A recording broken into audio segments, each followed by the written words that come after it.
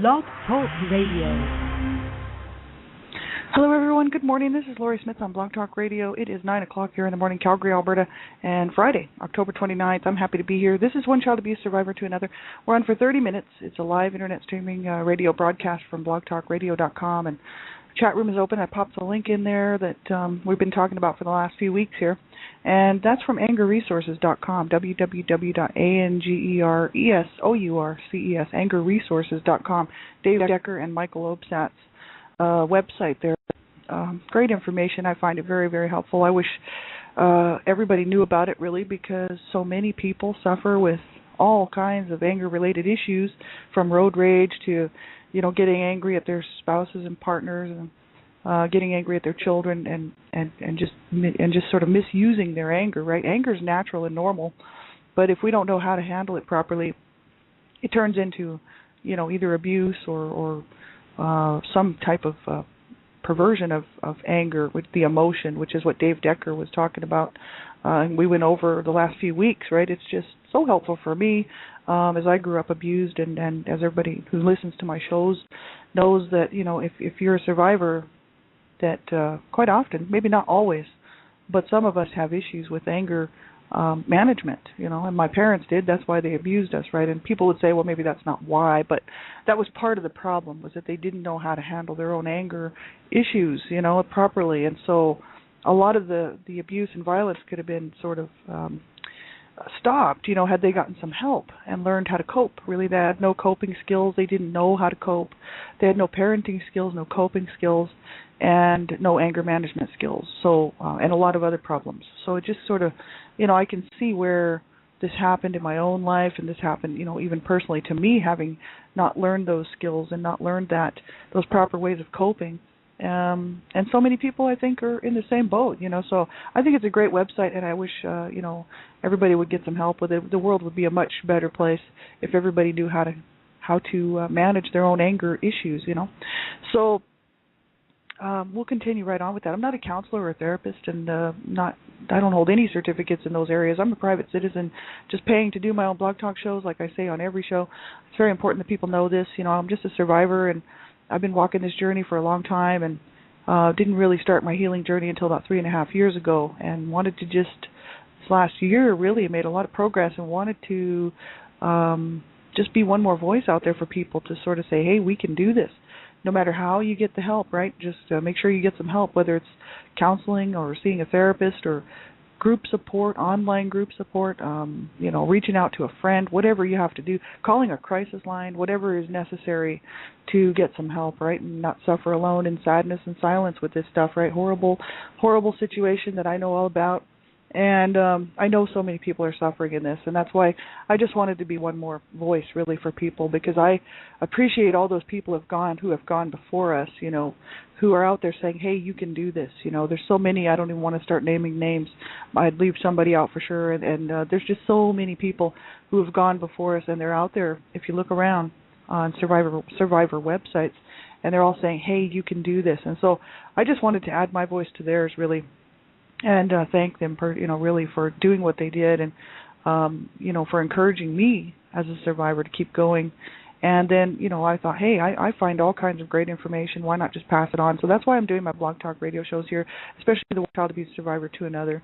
And I just know so many people who have suffered in this, and I have all my life, who have been abused as children, who grew up in domestic violence and abuse situations, and also who later on became adult victims of domestic violence and abuse, right? So I've just seen it all the way around. It's absolutely horrible. No one deserves to be treated like that, and no one deserves abuse like that. I'm the Canada Regional Director for Dreamcatchers for Abused Children, a volunteer position, and really it's all about promoting education and awareness, and knowing the signs and symptoms, looking out for the children in our own lives, right? And our goal is to stop child abuse, right? So that's our mission, and we, I'm so really very happy to be able to do it, to be able to be part of it, and but in that respect, I have to say that everyone, we have to all be responsible for our own behavior. We have to make sure that we're not the abusers, right?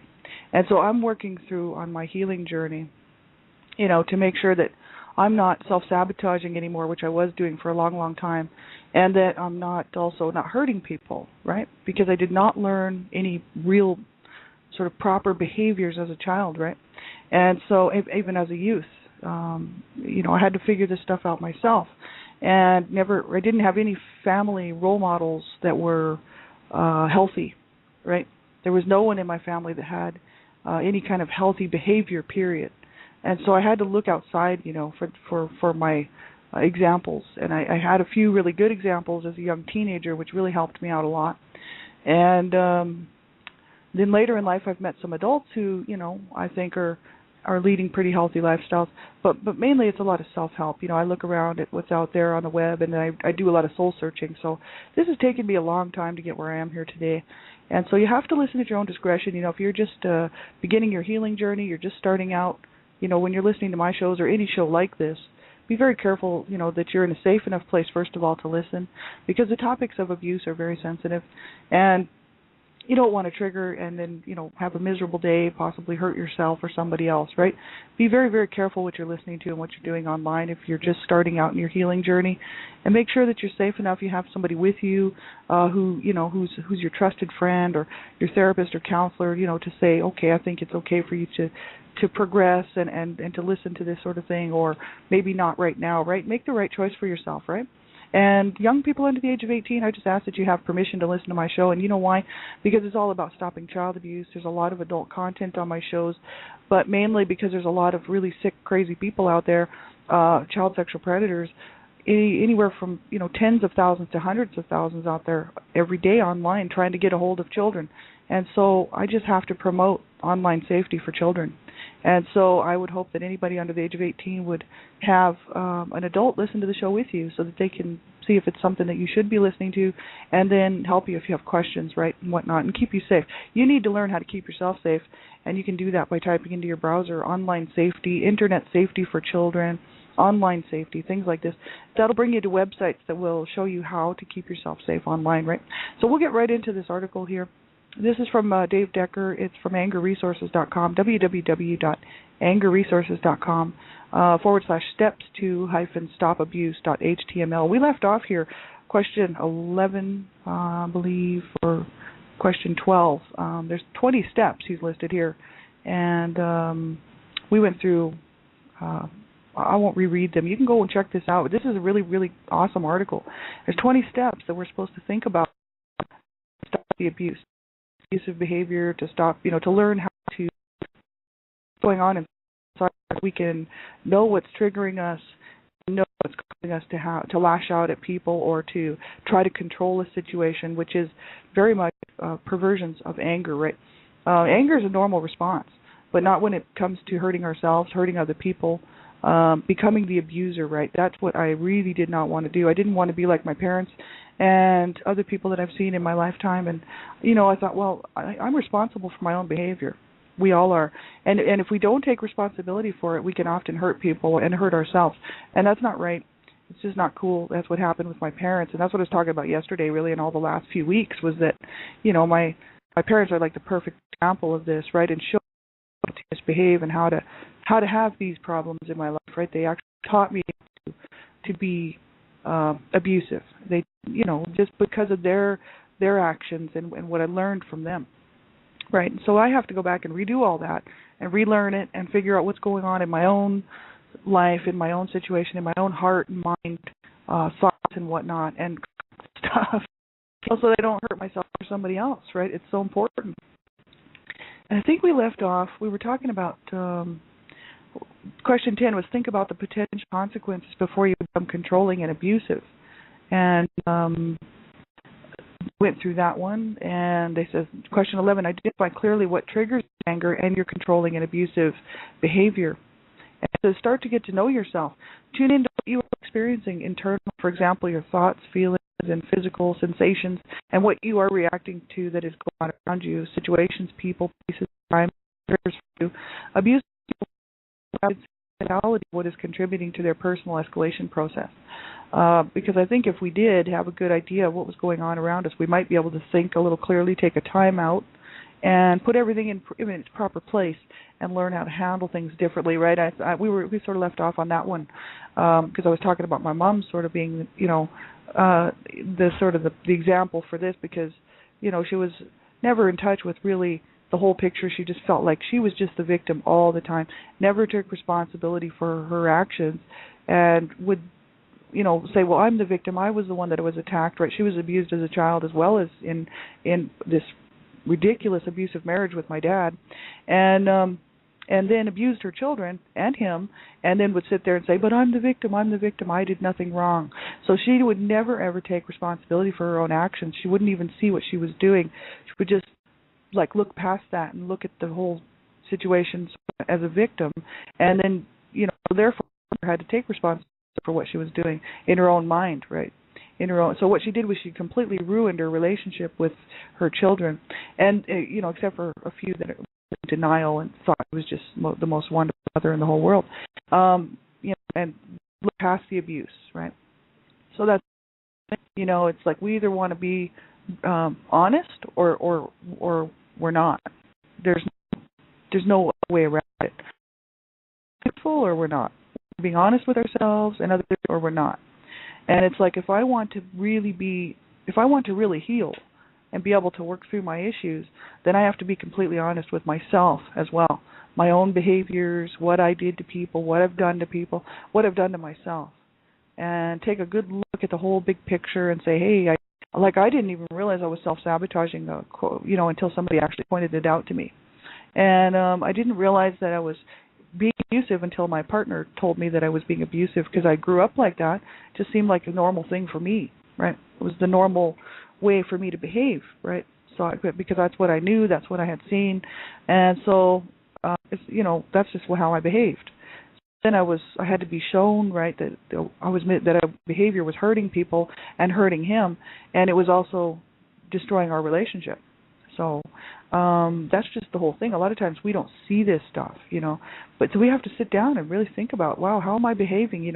How am I treating people in this situation? How am I behaving towards myself even, so that I don't self-sabotage? We have to slow down. So here's the question. Here's the 12th step. Slow down enough to notice what you're thinking. He says, this is from Dave Decker. He says, your thoughts are powerful. They can dramatically increase the intensity of your anger and the likelihood that you will become controlling and abusive. Or they can work to help you calm down in potentially volatile situations, or when you have a desire to try to assume control over someone else. We have to sort of stop and, he says, slow down enough to notice what we're thinking, right? And that's interesting, because I think a lot of times we don't do that. Thoughts come in and then emotions come into play, and then pretty soon we're not even thinking clearly. We're not thinking about the situation. We just want to make things happen, or we want somebody to do something, and that becomes controlling and abusive behavior without stopping to think about, okay, how can we get around the situation without being controlling and abusive and still let our thoughts be known and our feelings and emotions be known without hurting other people or ourselves. And see, if we weren't taught how to do that, then it's not something that would come natural. So I think that's why he's saying, slow down enough to notice what we're thinking, right? And give ourselves time to work through this stuff, which is what I'm doing, because I still have a lot of anger issues that I'm still working out, and I'm just kind of slowing down, taking some time to think about this, instead of just like I used to do, which was just lash out, right, at whoever, or even myself, right? Becoming depressed or wanting to self-injure, these types of things, or just screaming at people that I was mad at. Family members were talking, over a lot of these old issues that we never ever resolved or worked out. And we just need to, I like what he said there, just slow down enough to notice what we're thinking. And that's kind of what I'm doing, is taking sort of an analytical view of what I'm doing, what I'm thinking. And when I have these issues come up, sort of stop and say, okay, what is the big picture? Let's look at all the different sides, all the way around. What are they thinking? What are they feeling that's causing me to feel this way? What are they saying that's causing me to feel this way or doing? And then why am I feeling this way? Is it because of my own insecurities, or is it because this is really something I need to address? Or is this, because a lot of times I end up in these situations where I'm really mad at people because of my own insecurities, my own low self-esteem issues. And so I'm already feeling like they're stomping all over me, even when they might not be doing anything at all. This would just be anybody at work or in my personal life, you know what I mean?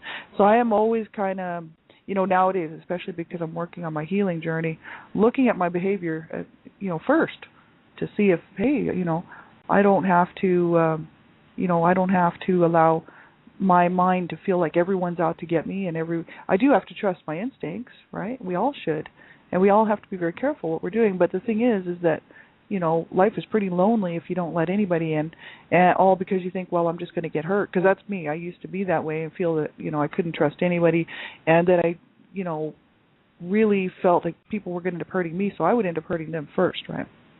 And so that way, it was just a lot easier that way. It's like, okay, I'll be the one to hurt you first, you know what I mean? And that's not a really good relationship, you know what I mean? Like, that's just not cool.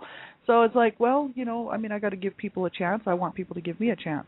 And and give me a break, and I got to give people a break too. So I have to work on that, right? That's just something I'm working on.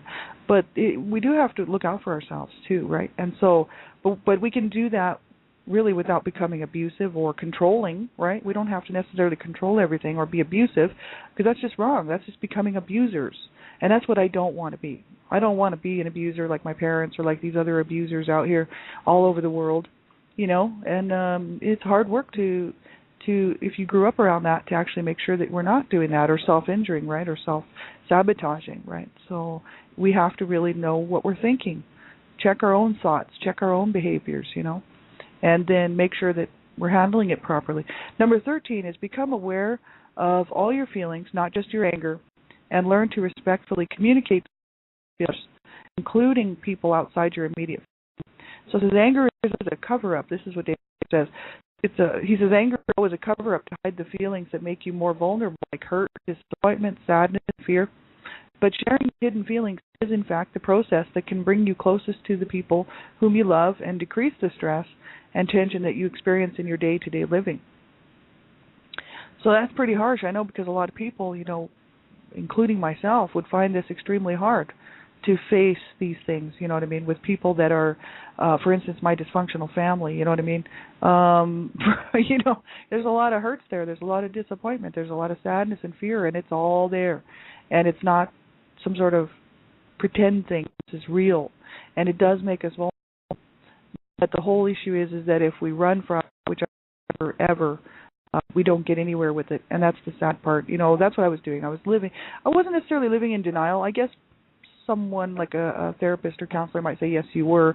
I guess I might have been. I used to tell people about the abuse, but I would only tell people that I thought I could trust, and I would only tell certain people who sort of let on that they had an abusive childhood, or that, they had experienced something, in their lifetime that was abusive. Then I would feel maybe a little bit more comfortable to talk to them about it. But other people, no. And, or if I thought, I've actually had a couple of friends who grew up in perfectly fine homes who actually I did tell. But they actually left the friendship because of it. They were just kind of like, oh, we don't want to know about this. You're too wounded, bye-bye. And so, that can happen too. So then I just kind of stopped telling people, why, well, I figure, well, if nobody wants to know, that's fine. And I kept it all in, and then it was just kind of killing me, because I wasn't facing anything.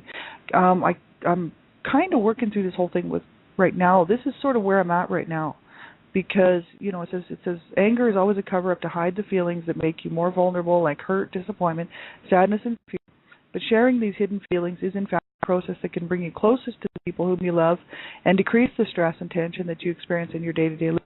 See, my family, there's only a few of us left, and we're all very dysfunctional. And so it'd be extremely hard for me to gather them all around. Look, I'm on my healing journey. First of all, none of us will ever be in the same room again together, because my brother will not have anything to do with me. And he's clearly stated that he hates what I'm doing, and I don't really appreciate him either right now. There is some anger issues going on there.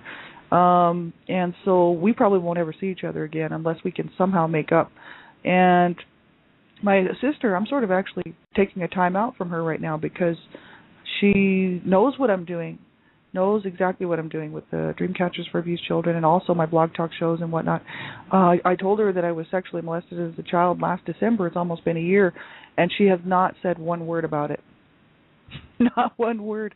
Not I'm so sorry that happened to you, or who did it. I'd like to know so I can curse and scream and get mad, or or possibly say, well, that's just really sad, or is there anything I can do? Can I just sit with you? Can we talk? Do you want to share the experience? Or do you just want me to hold you as a sister?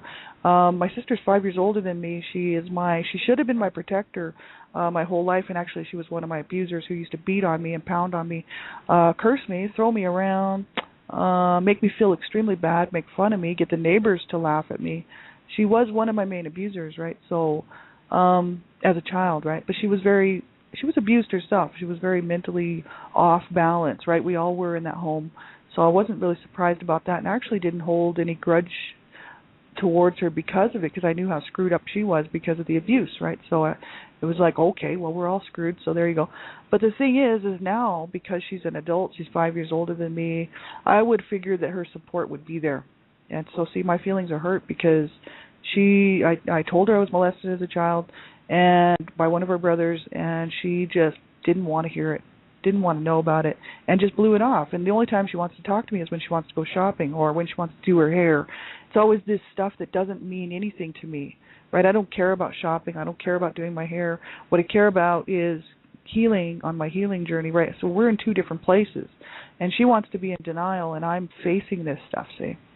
So there's a real huge, sometimes you can't do this stuff, right? Sometimes you can't get people all together to talk about your feelings, to talk about the hurts and the disappointments or the sadness and fear. My dad knows exactly where I'm at.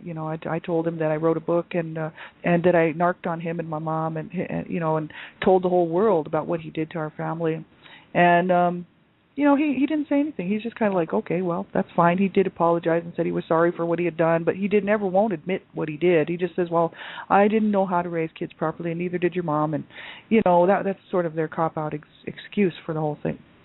But the thing is at least he acknowledges it. Whereas my sister just is totally in denial and just wants to pretend it was just all great. And my brother just hates me. So, that's my family, right? So that's why sometimes we're not going to get the satisfaction of being able to bring everybody together, share our disappointments. My brother's never going to share anything with me. You know what I mean? He's in his 60s. He's sick. He's not mentally or physically well, as far as I'm concerned. And my sister is she's in denial. And my dad is borderline schizophrenic, and got all kinds of other problems too, I'm sure. So sometimes you can't get people to come together to be able to share things and fix things, right? We would all have to go to family counseling together to fix this stuff, I really believe, because we'd have to hash it out for a few years together in a room. We've never been able to do that. It always went extremely violent when we were young, with my parents becoming violent. Anytime anybody said anything about the family, which would have been derogatory, you were beaten for it, and kicked around. We're talking beatings. We're not talking, spankings. And cursed at and spit on and called names and life threatened, right? We were not allowed to say anything about the fact that we didn't like what was going on within the home. And one of my brothers used to, and we used to get beat for it, and then it's pretty sad, right? So we never have been able to sit down and talk about this stuff, right? It's extremely harsh on families, and so sometimes we aren't going to get that. I'm actually not even too concerned about trying to get that done. What I'm concerned with mainly is my own healing journey, which sounds a little selfish, but my sister, she has the option, she has the choice. She could go to a therapist or counselor. She doesn't have to be on her healing journey with me, but it's up to her if she wants to move forward or heal from this stuff. She may never feel that she needs to. And so that's her own thing, see? But I had to do what I had to do to stay alive, and that was to come forward and raise my hand and say, hello, I am a victim and a survivor of child abuse, because otherwise it was going to kill me to keep playing that game of, I'm so tough, I can handle it, I can handle anything, I can take it, just keep on throwing the punches, you know what I mean? Because that's how I got through it as a young person, right? As a young teenager, and through my teens, was that all the stuff that my parents had done to me and my siblings was just all adding up on, and that I could take it. I could take anything. And that's the way I used to feel. just bring it on, was really my attitude. Because my parents were hurting me and they didn't care that they were hurting me, and I'd just be like, bring it on. My mom would say stuff like, well, I should have killed you. I'd be like, go ahead, kill me. I don't care. My dad would be like, I should have killed the family. I'd be like, you should have. Bring it on. They had sent me to hell. They gave me a life sentence in hell until about 3.5 years ago when I actually broke free from that. And so that's the whole issue.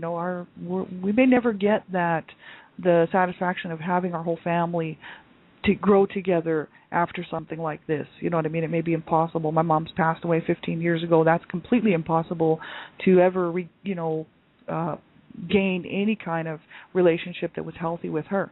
And so, what I have to do is try to keep good feelings in my heart towards them. Not hold and harbor any kind of hatred or anger towards them, because that's what I was doing, and that was what was killing me. So, what I have to do is just learn to love myself, to heal myself, so that I can heal and move forward. And, if my family wants to stay dysfunctional, that's fine, whatever they want to do. That's their life. They have to live it, and go on from there. So that's just where I'm at. It's pretty tricky. And, so sometimes we can't get the people closest to us, to come together and heal from this stuff. But it doesn't mean that I can't heal and move forward. And so that's where I'm at right now. You know what I mean? It would take probably, quite a while for all of us to work together as a family unit to try to heal from this whole thing, right? And people would have to start taking responsibility and accountability for what they did, which, and their own part in it, right? And I know that my dad will never do that. My mom can't. She's in the grave. My all but one brothers are all gone, except my one brother is in denial, and my sister's in denial. So what are you going to do? It's like, just let them move on with their lives, right? But I had to stay alive, and in order to do that, because I was heading the same road as my brothers. One of my brothers committed suicide at the age of 33, and another brother died of a drug overdose at the age of 43. And I was always headed that road, and even until I was 41 years old. And so, not with the drugs, but with the suicidal thoughts and tendencies, I really, at 41, said, no, I'm fighting to live. I'm going to fight to win this fight. I'm going to fight to live and have a good life. That's what I'm fighting for now. And I changed my whole way of thinking. I changed my whole way of viewing this whole thing. And I no longer saw myself as a victim. I saw myself as a survivor. And I was like, wow, thank God I'm still here. And I didn't kill myself, thank God. And I'm a survivor. And I can do this. I can have a good life. And guess who wins the fight then? I do. And that's such a good feeling, because my parents don't win, I do. And that makes me happy. Oh, let me tell you, so happy. Because my parents thought that they had us all, right? They wanted to kill us all. They wanted us to die. They wanted us to have a life of hell. And they did create that for us. And so by me having a good life and moving forward, feeling good about myself, learning to love myself, learning to treat myself well and others well around me, is just a big slap in their face, is what it is. It's kind of like, ha, ha, I win, And I'm so glad, because I'm telling you, my brothers lost. They lost out big time. And they lost at the hands of my parents. They were older. They had the choice to not kill themselves with drug use and suicidal. My brother hung himself. So they had the choice. They had the choice to not do that. But, I look back at the way they grew up. I look back at what my mom did to them. I look back at what my dad did to them, and the circumstances they grew up in. And I look back at what they did to their minds, what they did to their hearts, not just what they did to their bodies. I'm looking back at what they did to their minds. They completely trashed their minds and their hearts, made them hate this life and made them hate this world, is exactly what they did. They did that to me too. So, that's how I was heading on the same road they were, and I knew it. So I'm so glad I chose to stick around and win this fight. And that's why I hope that you will do the same thing if you're experiencing this and you're thinking, that you just can't cope, or things are just too hard, or, no, they're not. And you can do it. You just have to reach out. That's what I did. I started reaching out, and all these hands came to me, and they pulled me along, and they said, you can do this. You can do it. You've already done it. You're already doing it. And it's like, yes. And then a lot of self-empowerment came with that, because I realized that I did love myself, and I did want to stay here and heal, and have a good life because I deserved it. And I started to realize how incredibly wrong what my parents did to us, how incredibly wrong it was. And so, and that I did not deserve to be treated that way, right? And so I started to realize, I see a different person on the inside of me, the one that I knew that I was, that my parents had said that I wasn't, which was a person who deserved goodness and kindness, mercy, compassion, and love. I was a good person. So I looked inside and I saw this person that my parents had tried to kill. And I said, no way, man. I'm winning this fight, man. Thank God. And so I hope that you will, too. Stay with us, Reach out and get some help, counseling, therapy. I don't care what it is. Group support. Reach out. Call a crisis line. Get a hold of me if you need some information or if I can help you, with resources, information. Just be an ear, a shoulder. Reach out. Make sure that you do stay with us. And win this fight, win this battle. That's what I'm doing, and I'm winning it all the way, let me tell you that. So have a great day, everybody. Take care of yourselves. We'll talk to you later. I'll be back on this weekend, all the different shows. You can check the show page. Dreamcatchers Talk Radio tonight with Donna Shear. Hopefully she'll be able to be on the show here tonight. And 10 o'clock p.m. Eastern Standard Time, www.blogtalkradio.com/Dreamcatchers. That's our show there for Dreamcatchers for Abused Children. And then I'll be on the weekend as well as next week. So take care, everybody. Take really good care of yourselves. You do count and you matter to me. So take really good care. We'll talk to you soon. Bye-bye.